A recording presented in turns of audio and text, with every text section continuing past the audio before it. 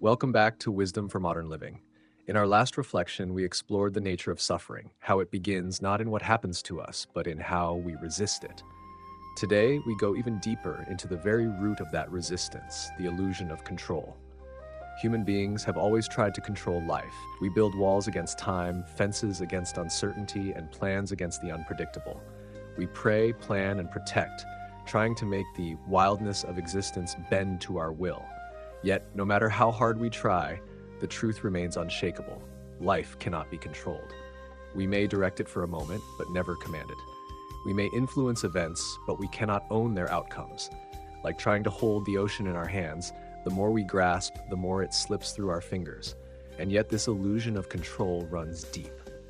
It is the hidden engine behind our anxiety, our frustration, our exhaustion. We wake each morning and enter battle against time, against change, against reality itself. We call it productivity, ambition, or responsibility. But often it is simply fear wearing a clever disguise. The fear of losing what we love, the fear of the unknown, the fear that if we don't hold everything together, it will all fall apart. And so we hold tighter to people, to plans, to possessions, to identities. We think that if we can just make the world stable, we'll finally feel safe. But life was never built for stability, it was built for movement. Lao Tzu wrote, "Those who flow as life flows know they need no other force." To the ancient sages, control was not strength, it was blindness. They saw that all suffering begins when we mistake stewardship for ownership and influence for authority. Let me tell you a story from Zen tradition. A monk once approached his master and said, "Master, I am finally at peace. I have learned to control my mind." The master laughed softly and said, "Have you? Then tell me, can you stop your heart from beating?" The monk hesitated. The master continued, "Can you stop the sun from rising tomorrow? Can you stop your body from aging or your loved ones from dying?" The monk lowered his eyes. The master smiled gently. "Then what is it you control, my friend?" That question stayed with the monk for years. It lingers still for all who hear it. The great paradox of life is that the more we try to control, the less control we truly have. The more we chase security, the more fragile we feel. The more we cling, the more things slip away. Why? Because control is born of fear, and fear cannot lead to peace. Ancient philosophers, East and West, came to the same conclusion through different paths. The Buddha called it upadana, grasping. It is the mind's endless reaching, trying to possess what cannot be possessed. The Stoics called it the dichotomy of control, understanding what is within our power and what is not. Epictetus said, "Some things are up to us and some are not." He taught that wisdom begins when we stop trying to control the latter. It is not that we should do nothing, but that we should act wisely, knowing that the outcome is never ours to command. Think of a farmer. He tills the soil, plants the seed, waters the field, and prays for rain. He does everything within his power. But whether the harvest comes or not, that is beyond him. If he clings to the idea that he must control the rain,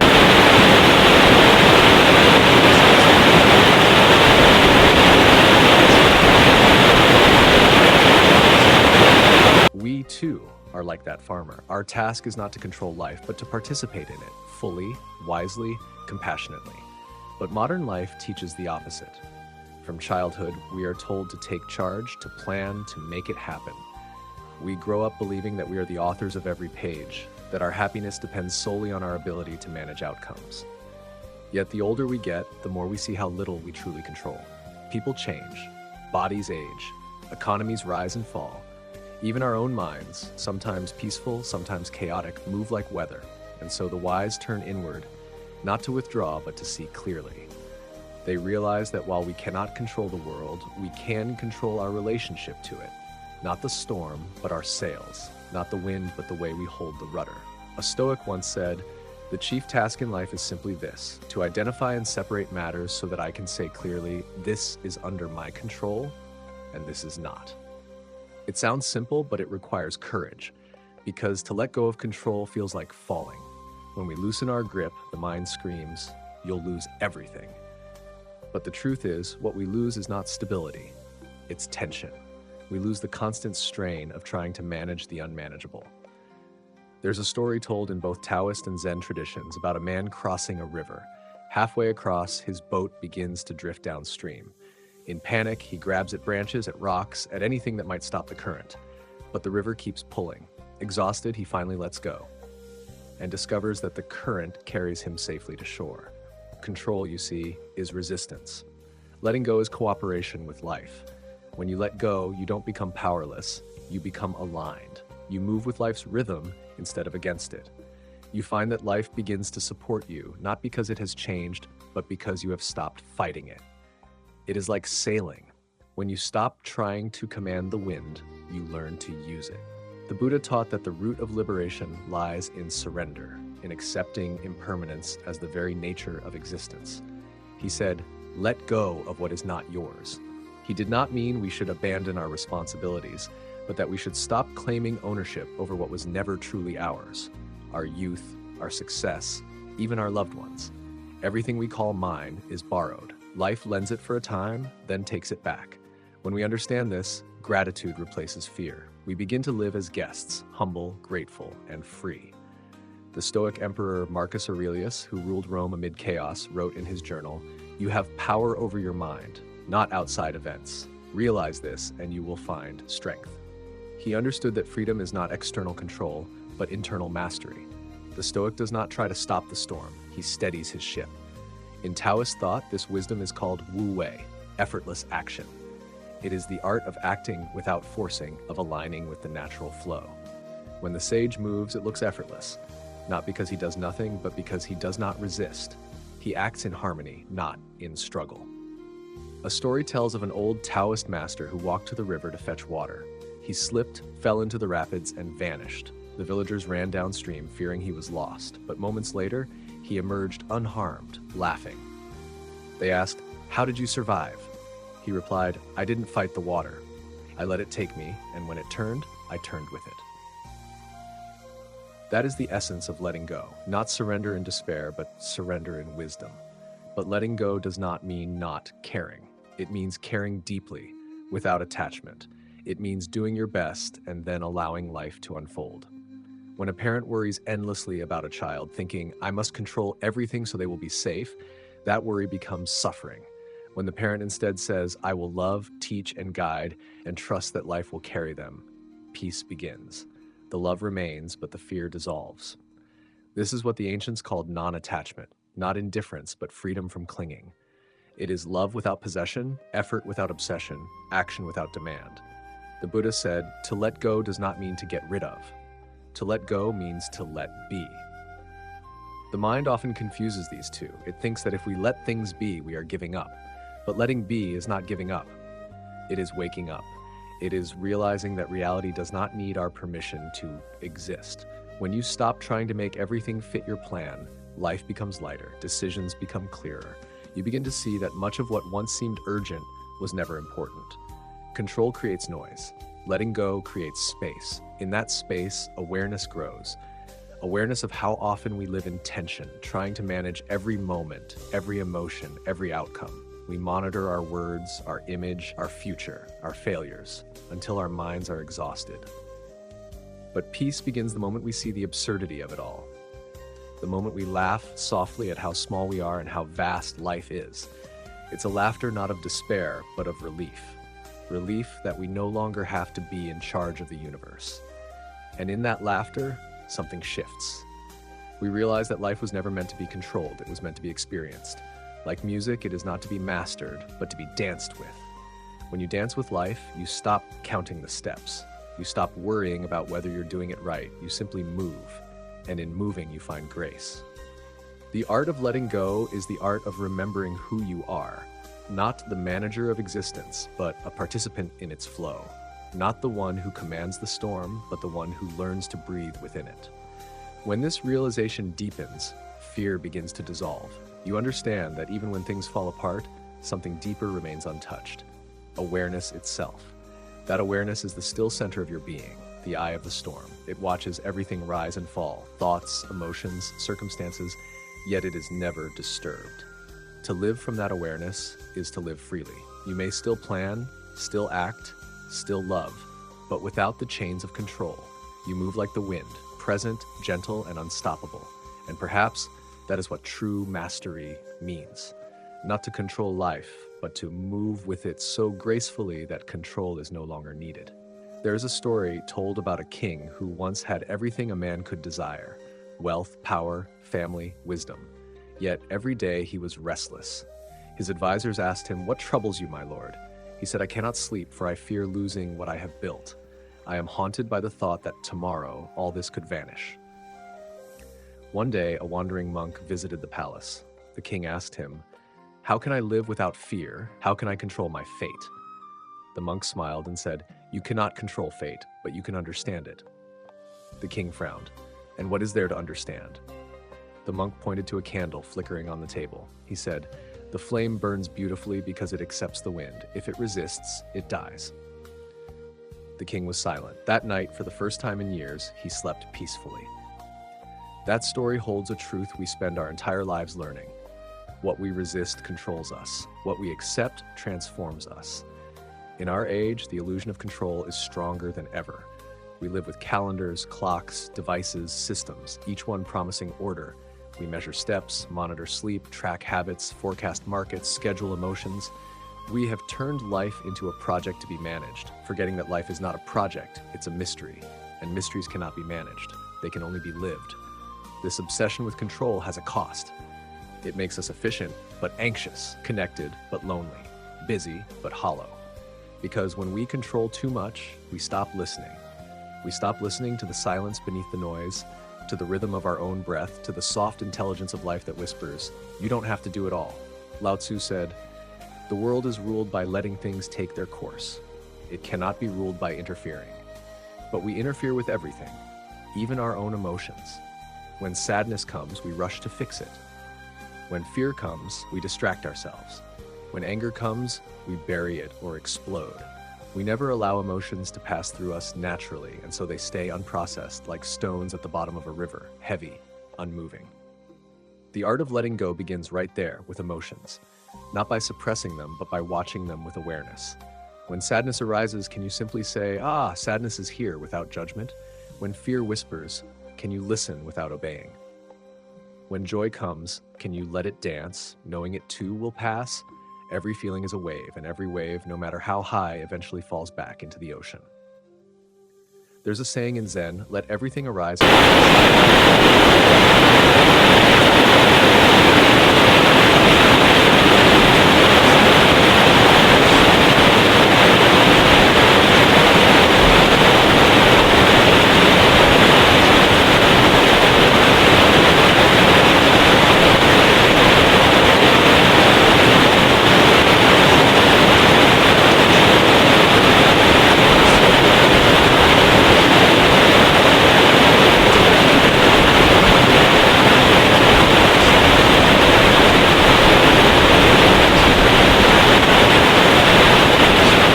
Behave a certain way for you to be happy.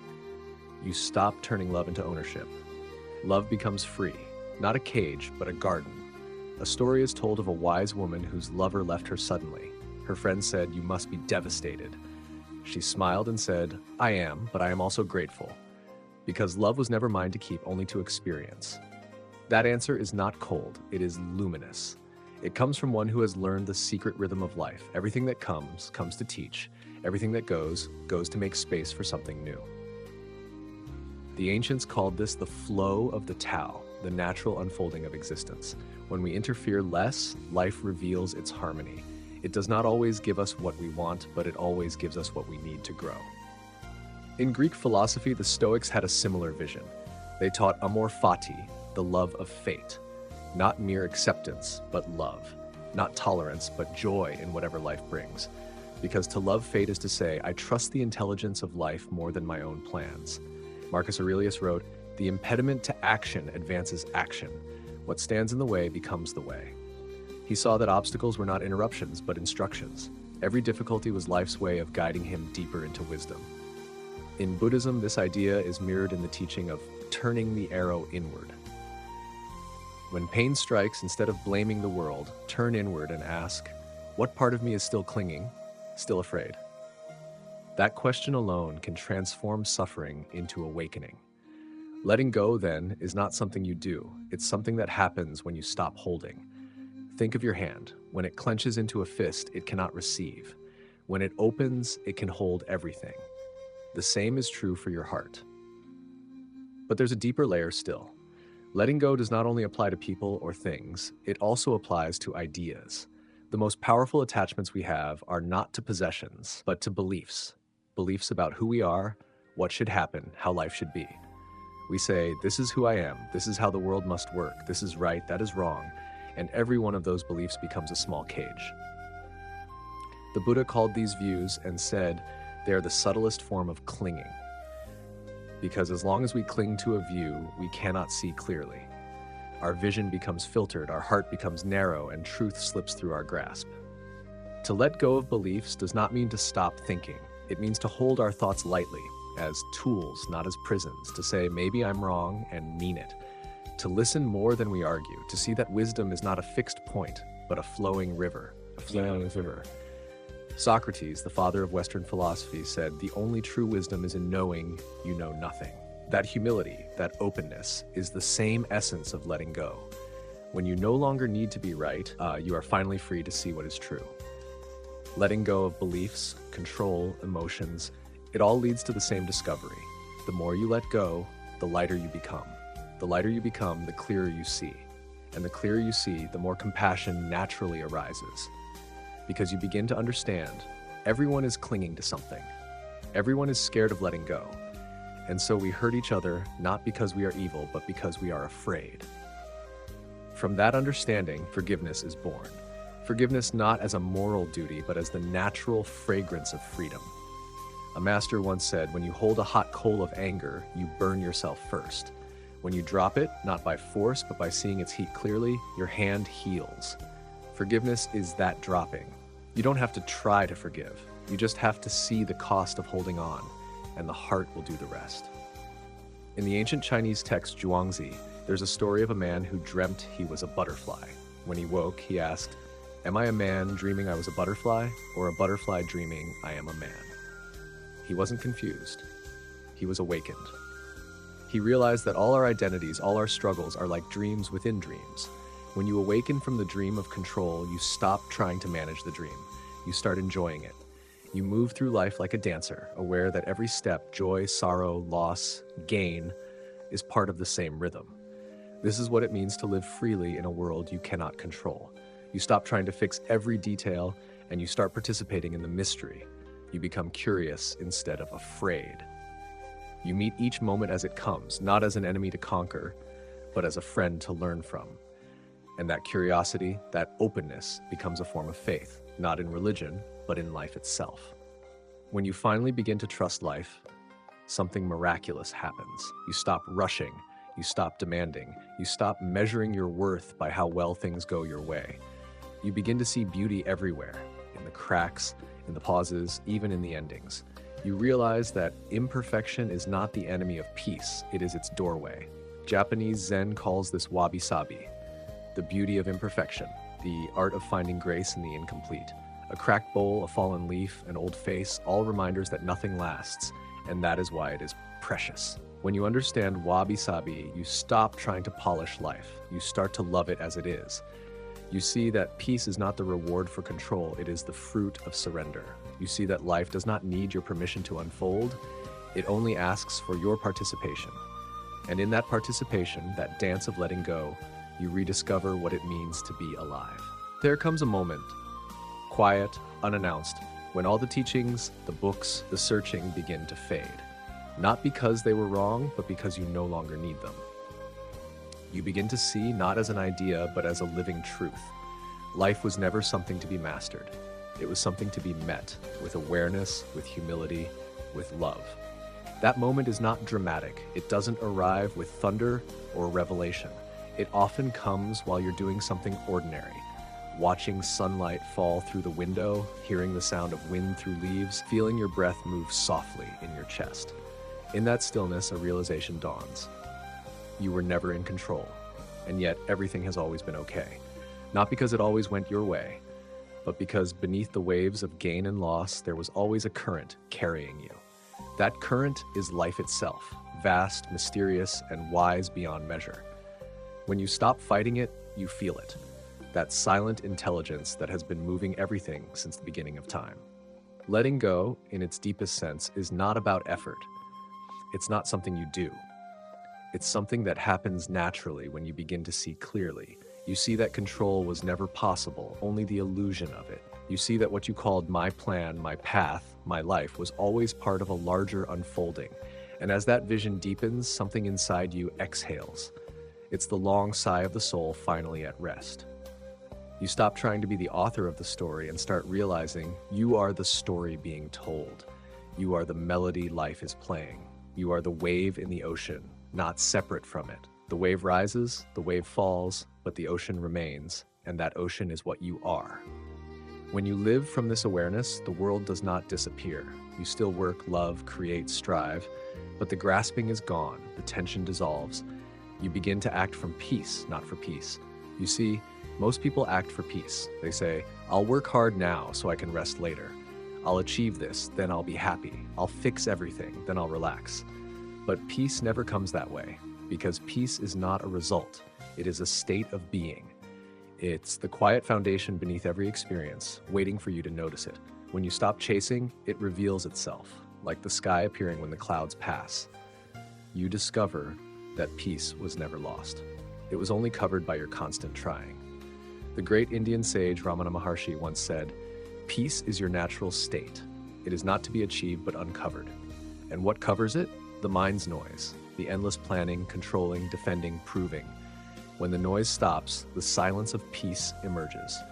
Not because you made it happen, but because it was always there. This is what the ancients called liberation. Not a place you reach, but a way of seeing. You see the world still full of change. People still come and go, fortunes still rise and fall, but your heart is no longer thrown about. You are rooted like a tree that bends with the wind but does not break. You may still feel pain, but it no longer defines you. You may still cry, but the tears are pure. They cleanse, not consume. You may still fail, but failure loses its sting because you understand it as part of the dance. The Buddha called this freedom from craving, not the absence of desire, but the absence of attachment to outcomes. Desire continues, but it becomes play, a way for life to express itself through you. You work, you love, you create, but without clinging. Like a musician who plays not to impress, but because music must flow through their hands. When you live like this, every act becomes sacred. Washing dishes, walking through the rain, talking with a stranger, everything glows with quiet meaning. Because you are no longer lost in the future or trapped in the past, you are here. And here is the only place peace has ever lived. A Zen master once said, "Before enlightenment, I chopped wood and carried water. After enlightenment, I chopped wood and carried water." What changed? Not the outer life, but the inner one. Before, he worked to reach.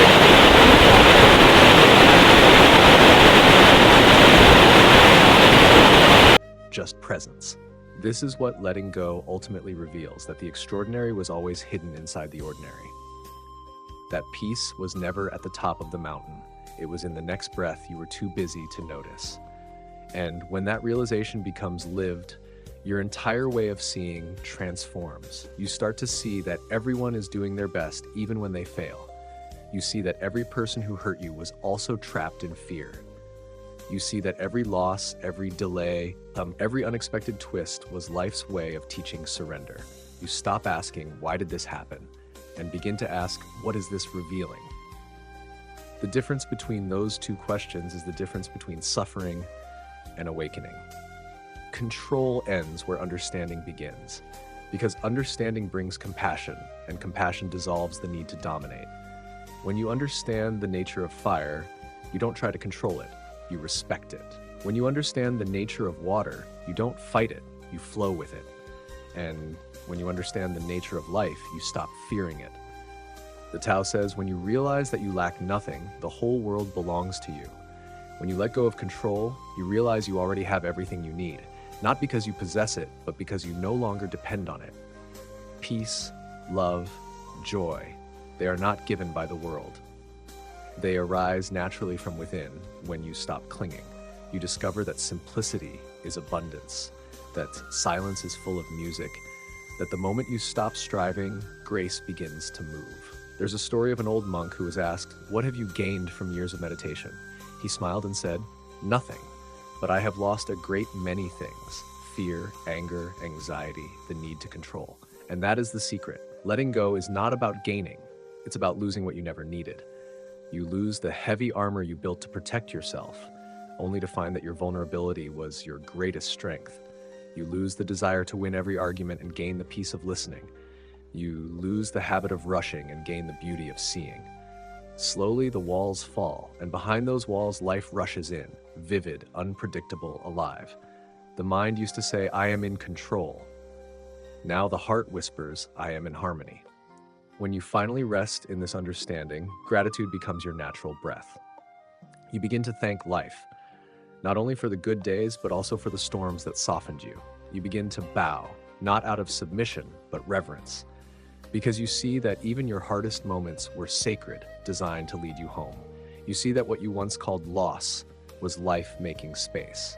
What you once called failure was life redirecting you. What you once called ending was life transforming you. And you realize nothing was ever against you. It was all love, misunderstood. So what remains when control is gone? Presence, gratitude, stillness, and a joy so quiet, so steady, it doesn't need a reason. This is the joy of being aligned with life, not above it. The joy of being a wave that knows it is the ocean. You still act, but without strain. You still dream, but without fear. You still care, but without clinging. You move through life with an open hand, giving, receiving, letting go, all in the same motion. That is the dance of wisdom. That is the art of letting go. At last, you see that the illusion of control was never a mistake. It was a stage in your awakening, a necessary illusion, so that you could one day wake up and laugh gently at yourself, at how hard you tried, at how afraid you were, and how beautifully it all turned out in spite of it. And in that laughter, free, quiet, and tender, the entire burden of life disappears. You no longer need to be the one steering the river. You simply float, trusting that wherever it carries you is exactly where you are meant to be. The wise do not chase peace, they live it.